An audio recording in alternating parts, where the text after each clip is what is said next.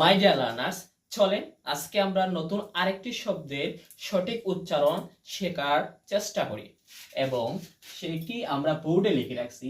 শব্দের শেষে অ U S থাকলে আস উচ্চারিত হয়। যদি দেখা যায় কোনো শব্দের শেষে তিনটি অক্ষর আছে, সেই তিনটি অক্ষর অ ইউ এস আছে, তখন অ ইউ এস এর উচ্চারণটা কি হবে? আস উচ্চারিত হবে। কি হবে? আস উচ্চারিত হবে। দেখো এক্সাম্পলের দিকে লক্ষ্য করি আমরা। FAMOUS, PIOUS, GLORIOUS, famous, pious, glorious.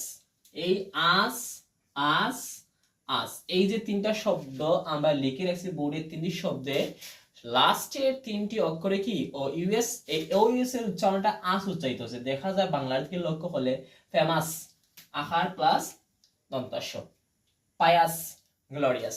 তাহলে বুঝতাম পারলাম যদি শব্দে শেষের তিন অক্ষর ও ইউএস থাকে এবং তাহার উচ্চারণ বাংলায় কি উচ্চারিত হয়? আস, famous, glorious, pious, and another one is various.